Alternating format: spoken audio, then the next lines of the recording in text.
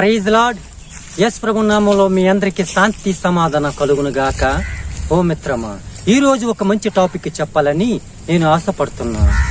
మొదటి కొరింథీ పత్రిక 16వ అధ్యాయం 14వ వాక్యములో సెలవిచ్చినట్టు, మీరు చేయు కార్యములన్నీ ప్రేమతో చేయాలి. అవునండి, మనం చేసే కార్యక్రమం అది ఏదైనా కావచ్చు, అది ప్రేమతో చేయాల. తల్లి తన కన్న బిడ్డకి ప్రేమతో పాలిస్తుంది. రైతు తన పంట వేసి విత్తనం కూడా ప్రేమతో విత్తనం వేస్తాడు. చదువుకున్న పిల్లలు పుస్తకము ప్రేమతో చదువుకుంటాడు. అలాగే ఒక బిజినెస్ మ్యాన్ తన బిజినెస్ ప్రేమతో చేస్తాడు. అలాగే మనం కూడా దేవుడితో కూడా ప్రేమతో మెలగాల. మొదటి కొరింథీ పత్రిక 13వ అధ్యాయంలో 13వ వాక్యములో సెలవిచ్చినట్టు, విశ్వాసము, నిరీక్షణ, ప్రేమ, ఈ మూడు నిలుచును, వీటిలో శ్రేష్టమైనది ప్రేమ. చూసారా, విశ్వాసము అంటే నమ్మకము. యేసు ప్రభువు నమ్మి విశ్వసించినప్పుడు, మరి బాప్తిసం తీసుకున్నప్పుడు ఈ వెంట ఉంటాడు యేసు ప్రభు. అంటే ఒక రైతు ఒక పంట వేసేటప్పుడు ఒక నమ్మకంతో, విశ్వాసంతో మరి పంట వేసి తన పంట కోసుకొని ఇంటికి తీసుకువస్తానని ఒక నిరీక్షణ.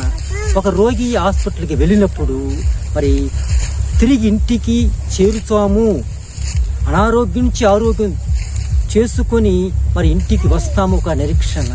ఒక ఖైదీ ఏదైనా హత్య, మర్డర్ చేసినప్పుడు జైల్లో ఉన్నప్పుడు ఎప్పటికైనా ఈ ఇంటికి చేరతాము, ఒక నిరీక్షణ. అది యేసు ప్రభువు నమ్మలేని వాళ్ళు పరలోక రాజ్యములు తీర్పు రోజు మరి వాళ్ళు నరకానికి వెళ్ళే అవకాశం ఉంటుంది. అక్కడ నిరీక్షణ లేదు.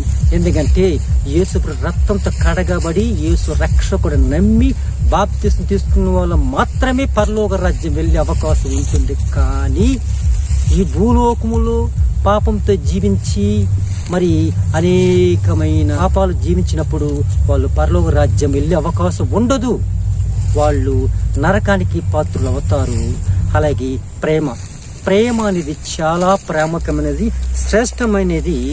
ఈ నిరీక్షణ, విశ్వాసం కంటే ప్రేమ ఎంతో శ్రేష్టమైనది. దేవుడు ఈ లోకాన్ని ఎంతో ప్రేమించాడు.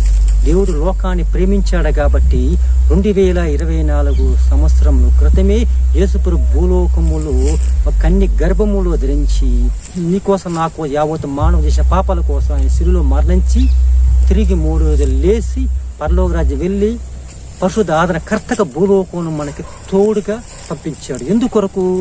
దేవుడు ప్రతి మనిషిని ప్రేమించాడు. ఆనాడు ఆదాము అవ్వకిచ్చిన ప్రేమ ఎలాగో ఈనాడు కూడా ప్రతి మనిషిని దేవుడు ప్రేమిస్తున్నాడు. ప్రతి ఇంటి పైన వర్షం ఎలా కురుస్తుందో, ప్రతి ఇంటి పైన మరి సూర్యుడు కిరణాలు ఎలా పడుతుందో, ప్రతి ఇంటి పైన మంచు ఎలా పడుతుందో, ప్రతి మనిషిని కూడా దేవుడు కాపాడుతాడని ఈ బైబిల్ వాక్యంలో సెలవిచ్చింది. నిన్ను వాళ్ళు పొరుగు వాళ్ళు ప్రేమించినప్పుడే నీలో ప్రేమతత్వం ఉంది, క్రీస్తు నీలో ఉంది అని ఈ బైబిల్ వాక్యములు సెలవిచ్చింది. ఈ వాక్యమును ప్రతి ఒక్కరు బహుగా దీవించబడాలని యేసు ప్రభు నామములో ప్రార్థన చేస్తున్నాను. పరలోకమున్న పరమ తండ్రి, ఆమేన్. మీ శ్రేయభిలాషి థామస్.